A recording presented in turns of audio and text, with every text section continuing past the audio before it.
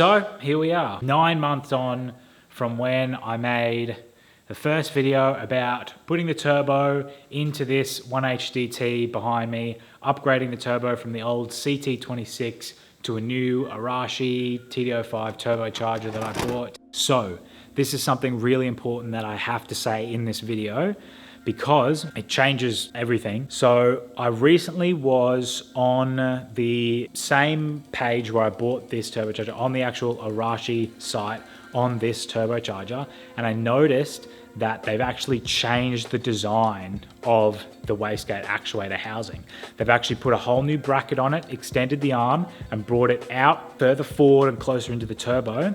And I reckon from now looking at those pictures, it will actually fit straight away. Obviously, I spent a lot of time modifying this one to fit, and I noticed now that that new design, it looks like it will fit. It won't hit that coolant pipe and it won't hit the actual block. It looks like they've actually fixed it so it will bolt up straight away. I'm assuming they've done that obviously because it didn't fit before, and I'm assuming people complained, which is good. So if you do want to buy one of these, they do fit now. So that is definitely something that I have to say in this video. If you take nothing else out of the video, that you can actually buy these and they will fit now. You won't have to deal with everything that I've dealt with trying to get this thing to fit, which is great.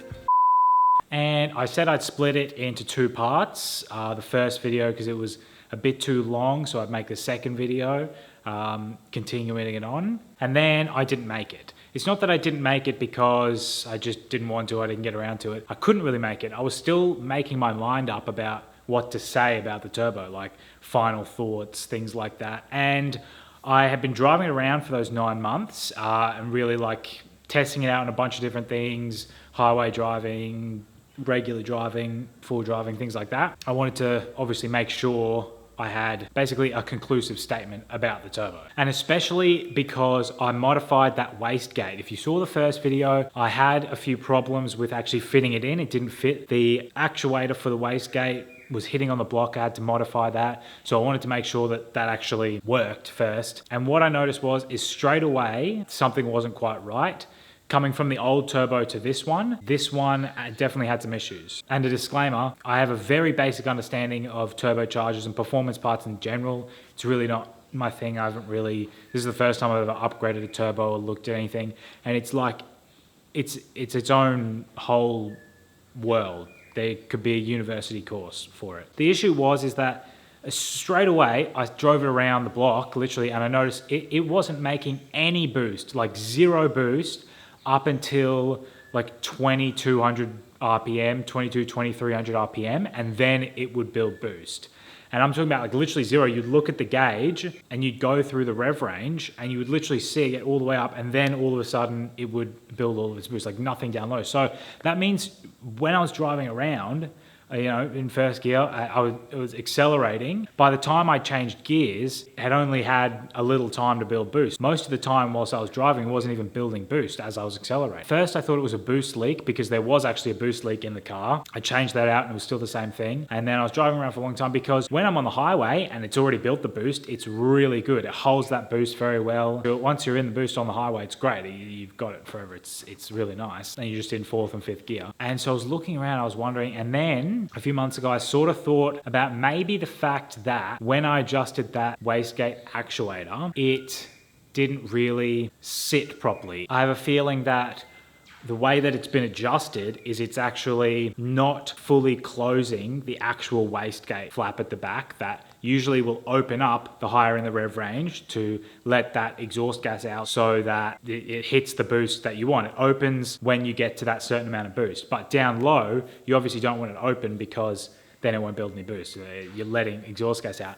And I reckon when I've done it, because it's sort of bent back a little bit, and I reckon it's just holding that flap open a little bit, so it's not building any boost down low. So what I'm going to do today is take the turbo out and properly adjust it so it's wound all the way back and it's held tight, and put it back in, see if that makes a difference. I'm also going to do a few fuel things as well to try and make a difference there. But basically, I've got to take the turbo out and adjust this actuator. So here we are. What do we have to do? Intercooler pipe, airbox, probably this catch can, studs and nuts. But these are new studs. I put them in however long ago that was, so they shouldn't be rusty enough to where they're going to strip or anything. So we're going to get into that now.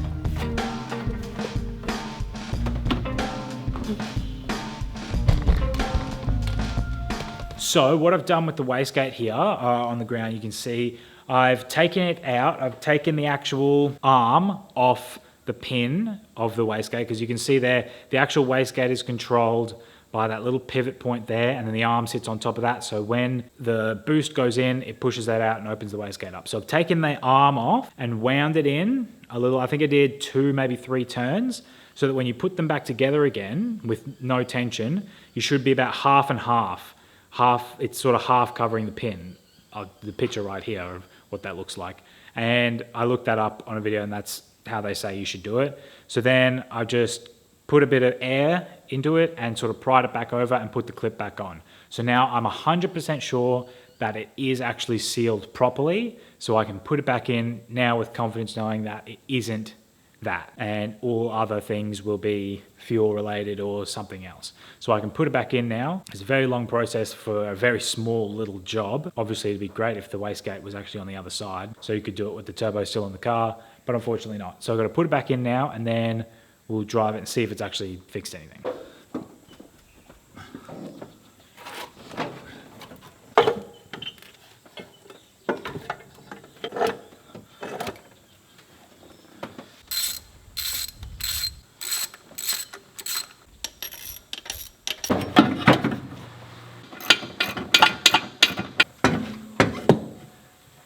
So another thing I didn't do in part 1, and then I said I'd do in part 2, was show you how I routed everything. Obviously in the first one I showed you how I bolted the actual coolant lines and the oil lines in. It was very difficult and a tight fit, but I managed to get them in a specific way. And here I'll put some clips up of how I routed the coolant lines. They just fold over and the original rubber lines go straight in. That's for a 1HDT, because that's what this is. The 1H said, I don't know if they have those coolant pipes. I think you have to get the coolant from somewhere else. I'm not super sure on that, but the 1HDT obviously has the factory turbo coolant lines. So I just used the original lines. They still fit. I cut them down, and the braided lines go into the rubber lines, which goes back into the steel line, which goes over to the radiator. So they fit well. And the airbox, I got a Radius Fab airbox, and it took me a little bit of time to fit because it's a 4-inch outlet and a 3-inch inlet to the turbo, and I need to modify. This was like a quick fix that I've now used for 9 months. So 2 elbows, one 90-degree 4-inch to 4-inch, and then one 4-inch down to a 3-inch, and then a small, short little 4-inch alloy pipe that I got from eBay for very cheap. Joined them up, and it took a lot of prying, and I had to cut the silicone up the top here to fit on properly, but it did eventually fit. What I would recommend is getting a 4-inch down to 3-inch, getting a custom pipe made up, because the 4-inch, it's huge. Like, it messes with a lot of stuff in there. Hard to get the coolant pipes on. It almost hits the alternator, that's how big it is. So having a 3-inch from the airbox all the way down is definitely good. Apart from that, this is a 1HDT, so the oil line just went straight into the oil line in the block. Obviously 1H says you'll have to find all that stuff. So, and then I drilled a little hole in the alloy pipe, put a bung in there so that the catch can could flow into that pipe. But I got this Radius Fab box, which is really nice. I really like this Radius Fab airbox. Obviously that's not part of the turbo install, but I just thought I'd say it's a nice airbox. Very nice. But apart from that, that's all the fitting that I did. Everything else is in the first video. All of that part was actually bolt in. They weren't lying about that being bolt in.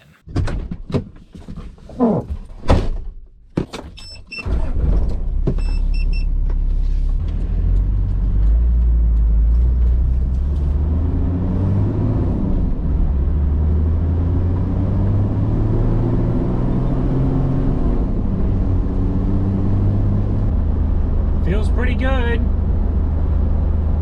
Going up the hill.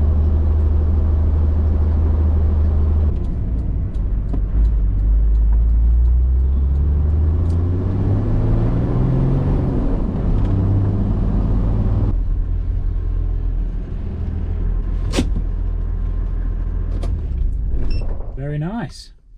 So the car is back in here. Taking it for a drive around after putting the wastegate back in. Now, before I get onto that turbo, just want to say a couple of other things that I did over here with the fuel pump. I'm not trained to do this at all, and I have no idea. It's pretty complex stuff working around with diesel injector pumps.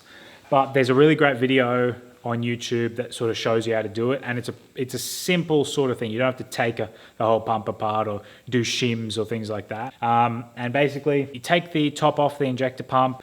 There's a little pin that you take out, a fuel pin. It's got a profile milled into it. So different way that it's turned, there's a follower pin that slides along it that dictates how much fuel there is within your rev range and how much PSI you have, because I've got a bit more boost with this turbo. So I'm looking to just have a little bit more fuel. I don't want a lot more. I don't want it to get hot at all, but I would like to have a bit better drivability, of course. So I marked where high fuel and low fuel was. I just turned it about 15 degrees. And the best option obviously is to get it tuned properly, but I'm not going to do that right now. I'm going to wait till I know everything's good before I take it to get tuned, because then it's just unnecessary. They're just going to tell me there's problems. This is just a temporary sort of thing, and I'm not doing huge adjustments at all. Just a little bit more, as I said, probably a quarter of a turn. Hopefully that'll help it out a bit. And the other thing that isn't super important is I moved my intercooler pipe around. It used to come up underneath this coolant pipe and up over the timing cover here. You'd hold both the pipes and they'd both equally be as hot as each other, because this pipe would get heat soaked so much that the air coming from the intercooler just got equally as hot as when it came out of the turbo before it got into the intake. So I've moved it around here, and now for the first time I've actually been able to grab both the pipes, and this one's super hot and this one's actually quite cool. So that should help out with the new fuel that I've got in there, the higher fuel rate, because obviously you don't want to be putting more fuel in if you don't have an intercooler. Exhaust gas temperatures would just be through the roof. And I know they aren't important to the turbo install part of the video, but I thought I'd just mention them in case someone was doing it, and they're also good things to do as well. They're just easy things you can do. And so now onto the turbo. It does actually feel quite a bit better responsively. There's some boost being built down low. It's much lower now. It's still not what I would want, which is, you know, really responsive down low. I now know that that's sort of the fault of the fact that it's a bigger turbo. It's still a factory injector pump. I'm fine with that, knowing that there's nothing wrong with the actual turbocharger itself. It's just other things that I can deal with. But for the actual turbo itself, I can now say that I think it's actually a very good turbo. In comparison to the old CT26 that I had, obviously it was a bit older, but it was leaking oil and stuff like that. And as soon as I got this one in, I noticed I had more oil pressure, I wasn't burning oil. The car actually got a lot cooler because the cooling efficiency of these is much better. And as I said, the boost up high is really, really good for highway driving. It's just fantastic. Like with the old CT26, I was on the highway in fifth, and if I put my foot down, the boost would just die because it couldn't hold that boost up high. But this one, there's always boost. I can actually get up hills, and it's really nice to drive on the highway. It is actually a really nice turbo after all of that. And now that you can just get them and they do fit straight away, obviously they've changed that wastegate housing. I think it's a good option to get. Just make sure you get the right one. Obviously the 18G, this one on a stock injector pump, it does take quite a long to spool up. I use this as a daily driver, and it's not great for driving around all the time. You constantly have to change gears because there's just not enough torque to get up hills and stuff. But that's because it's a stock injector pump and all that stuff. You know, like, as I said, there could literally be a university course on this stuff. And so that's it. I know it's a short video and it's mostly me talking, and I hate doing those kinds of videos, but I did say I'd make part 2.